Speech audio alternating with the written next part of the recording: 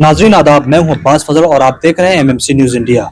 इस वक्त हमारे साथ खास बातचीत करने के लिए मौजूद हैं डॉक्टर मुमताज आलम रिजवी साहब। आज हमसे दिल्ली में हो रहे इंतखाबात पर खास बातचीत करेंगे। मुमताज आलम साहब, सबसे पहले आपका बहुत बहुत खैर मकदम जी इस्तकबाल है। शुक्रिया। मुमताज साहब, किस तरीके से देखते हैं आप आज दिल्ली में चुनाव है, तमाम वोटिंग हो रही है, लेकिन एक सवाल बहुत है अहम सामने आ रहा है, जो दिल्ली में मुस्लिम, खासतौर से मुस्लिम सीटों को लेकर बड़ा हलचल है और वोट जो इस बार का इलेक्शन है वो काफी टफ दिख रहा है। क्या लगता है आपको, क्या सूरत हाल होगी? चाहे मुस्तफाबाद हो, दिल्ली का पुरानी दिल्ली का इलाका हो, बल्ली मारान हो, और चाहे ये ओखला हो, शाहीन बाग हो, किस तरीके से देखते हैं आप इन तमाम सीटों को? किस तरीके से देखते हैं? क्या वाकई फाइट टफ है इस बार?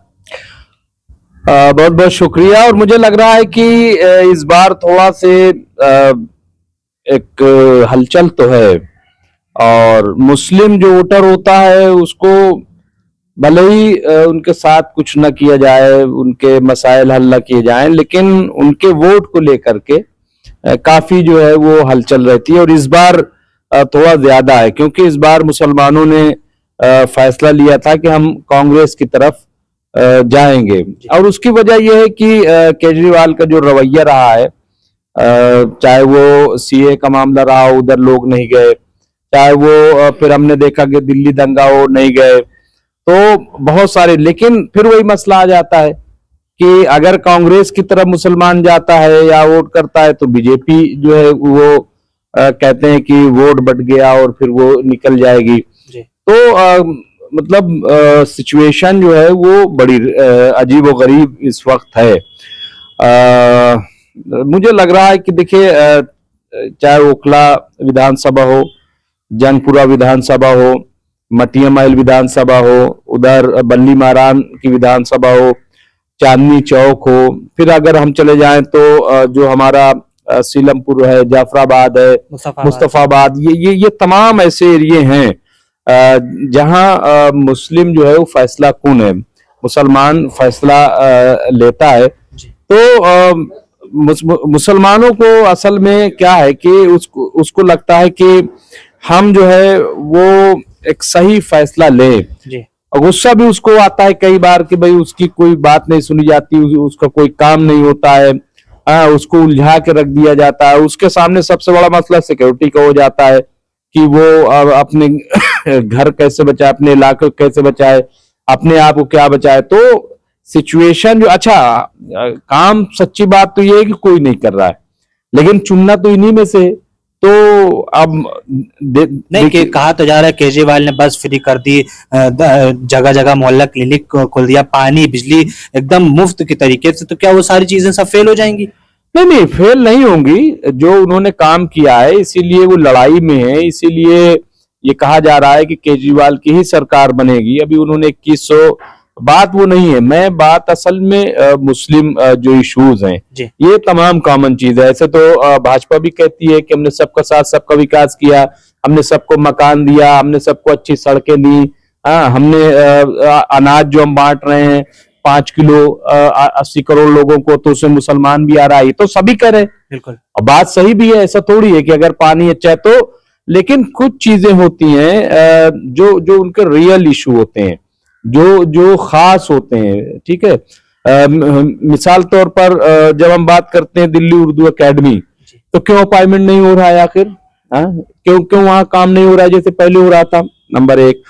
जब हम बात करते हैं माइनॉरिटी कमीशन, तो माइनॉरिटी कमीशन का आज की तारीख में क्या है आप बताइए? क्या कहीं मीटिंगें हो रही हैं? क्या उनके मुसलमानों जो इश्यूज हैं, या माइनॉरिटीज हम बात कर रहे हैं, और जो माइनॉरिटीज हैं, अच्छा उस पे आ जाइए। जब हम बात करते हैं उर्दू टीचर्स की, तो उर्दू टीचर्स कहाँ हैं? यहाँ पे सेकंड ऑफिशियल लैंग्वेज है, थर्ड मान लीजिए अगर पंजाबी को जोड़ ले तो उसके साथ क्या हो रहा है? तो इस तरह के इश्यूज हैं। फिर आप देख लीजिए जो मुस्लिम इलाके हैं स्लम में बदलते जा रहे हैं। आप ओखला की बात कर रहे हो, ओखला में इंटेलेक्चुअल्स बसे हुए हैं, लेकिन आप गुजरते होगे तो आपको कैसा लगता है? कौन जिम्मेदार है इसका? तो ये रख रखाव कौन करेगा? सवाल यह है कि हो सकता है दिल्ली बहुत बदल गई हो, मुसलमानों के लिए क्या बदली? आप जाकर के दरियागंज चले जाइए, वही हाल है। आप सीलमपुर चले जाइए, वही जाफराबाद, वही हाल है। आप ओखला चले जाइए, वही हाल है। तो बात असल में ये है। और मैं यहाँ किसी का तर्जुमान नहीं हूं, लेकिन मैं मुसलमानों की सिचुएशन बता रहा हूं कि वो सिचुएशन है। और चूंकि पार्टियां जो हैं, जो मुस्लिम एरियाज होते हैं, खासतौर से चाहे आम आदमी पार्टी हो, कांग्रेस हो या और हो, वो मुस्लिम को टिकट देती है। अब इसमें से बीजेपी जो है वो फायदा उठाती है गैर मुस्लिम को कि ये वोट बटेगा तो हम जो है उसमें से निकल जाएंगे, ये सिचुएशन होती है। मुमताज साहब, एक सवाल बहुत अहम है। इस टाइम दिल्ली में दो सीटें जो है बहुत काफी चर्चे में है, जो कि एमआईएम की उम्मीदवार दो जो उतरे हैं, ओवैसी ने दो उम्मीदवार उतारे। एक ओखला से शिफाउर रहमान को, जो कि सीए मूवमेंट के दौरान उनको जेल हुई और अभी वो जेल में बंद थे, उनको टिकट दिया। और दूसरा जो दिल्ली दंगे मामले में ताहिर हुसैन पर जो मुकदमा हुआ था उसके तहत वो जेल में थे, उनको टिकट दिया। कहा जा रहा है कि दो सीटें जो हैं काफी हलचल है। और ओवैसी को जिस तरीके से आपने पहली बार देखा कि पूरी तरीके से डोर टू डोर कैंपेन कर रहे हैं, तो क्या वाकई ओवैसी की कैंपेन का फर्क पड़ेगा? क्या लगता है आपको कि ये दोनों सीटें जीत पाएगी एमआईएम? देखिए, असदुद्दीन ओवैसी की पार्टी एमआईएम जो है वो जाहिर है कि एक पार्टी है, सियासी पार्टी है। उसने बिहार में भी उसके एमएलए जीते, महाराष्ट्र में भी जीते, हैदराबाद तेलंगाना में तो है ही है उनके 7 एमएलए।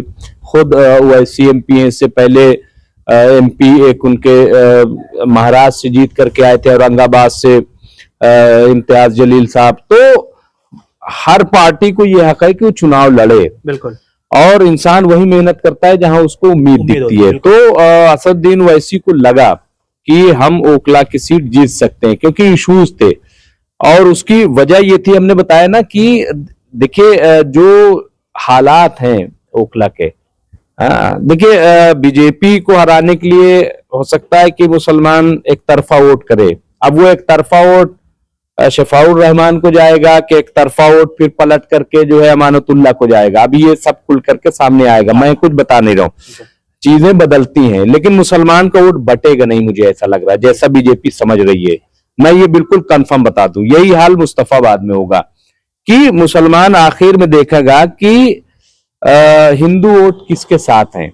क्योंकि ओखला की सीट भी मुझे नहीं लग रहा है कि सिर्फ जो है वो मुस्लिम वोट से ही जीत जाए। अगर हाँ बिल्कुल से 100% कर दे मुसलमान वोट किसी एक को, तब तो मुमकिन है। वरना आप देखिए स्लम में, एरियाज में तमाम है। और जैसा कि अभी आपने कहा कि केजरीवाल ने काम किया, फिर 2100 का वो ऐलान किया, फिर और बस। तो वो बिजली का एक बड़ा इशू आप यूपी में देख लीजिए, लोगों के कितने बड़े बड़े बिल आ रहे हैं। यहाँ कम से कम उसको सुकून तो है, बिजली तो है। तो ये तमाम बस का, जैसे आपने कहा, सबसे बड़ा जो दवा का, बिल्कुल दवाओं का है, तो ये तमाम इश्यूज हैं। तो मुझे लग रहा है कि मैं ये दावे के साथ कह सकता हूं कि मुस्लिम वोट नहीं बटेगा, और उसे बटना भी नहीं चाहिए। वो जहां भी देगा बहुत ही एकजुटता से वो वोट करेगा, समझदारी से काम लेगा, समझदारी से वो काम लेगा। चाहे वो मुस्तफाबाद की सीट हो, चाहे वो ओखला की सीट हो, चाहे वो मटिया महल की सीट हो, चाहे वो बल्ली मारान की सीट हो।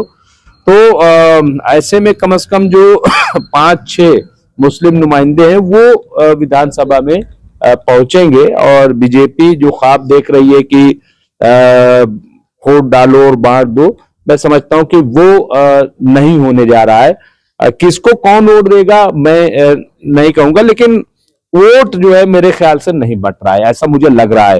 और केजरीवाल के बारे में यह है जो मैंने बात की है, केजरीवाल की सरकार दिल्ली में बन रही है दोबारा, जो खबरें आ रही हैं। क्योंकि पूर्वांचल के जो लोग हैं वो केजरीवाल को वोट कर रहे हैं, जो झुग्गी झोपड़ी में है वो केजरीवाल को वोट कर रहे हैं, ठीक है, जो ऑटो वाले लोग हैं और इस तरह के लोग हैं वो वोट कर रहे हैं, ऐसी खबरें हैं। तो मुझे लग रहा है कि बीजेपी फिर कहीं ना कहीं पीछे रह जाएगी। और कांग्रेस के सामने मसला है, उसका खाता खुलेगा नहीं खुलेगा, ये एक बड़ा मसला है। लेकिन हाँ, कांग्रेस ने इस बार चुनाव को चुनाव की तरह लड़ा है, ये अच्छी बात है। उसने एक हिम्मत दिखाई है।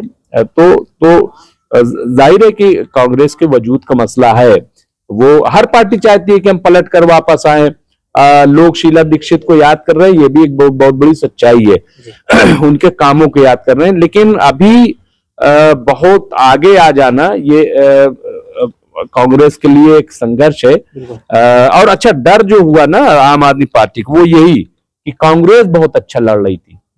कांग्रेस अच्छा लड़ रही इसलिए क्योंकि कांग्रेस जब अच्छा लड़ेगी तो बीजेपी को वोट नहीं काटेगी, वो आम आदमी का वोट काटेगी, क्योंकि आम आदमी पार्टी जो आई है वो बीजेपी को नहीं बल्कि कांग्रेस को डिफीट दे करके आई है। तो इसीलिए इस बार आम आदमी पार्टी को डर था, लेकिन मुझे लग रहा है चीजें जो है वो थोड़ा बदल रही हैं और खास तौर से मुस्लिम एरिया में। एक आखिरी में बहुत अहम सवाल, आपने कहा कि आम आदमी पार्टी जो है फिर से सरकार बना रही, लेकिन खबरें ये आ रही है कि जो आम आदमी पार्टी को एक तरीके से चला रहे हैं, चाहे वो खुद केजरीवाल हो, गोपाल राय हो, चाहे जो आतिशी अभी दिल्ली के सीएम बनी थी, और चाहे वो मनीष सिसोदिया हो, खबरें ये आ रही है कि इन लोग खुद अपनी सीट नहीं बचा पाएंगे, ये लोग खुद हार रहे हैं। आप किस तरीके से कह रहे हैं कि सरकार बन रही दिल्ली में? नहीं, देखिए मुझे लग रहा है कि ये एक सोशल मीडिया है और मीडिया है, ऐसा कुछ नहीं है। मुझे नहीं लग रहा है कि जब हम ये बात कह रहे हैं कि वो काम कर रहे हैं, उनकी सरकार होनी चाहिए, जब एक जहन में बात है तो लोग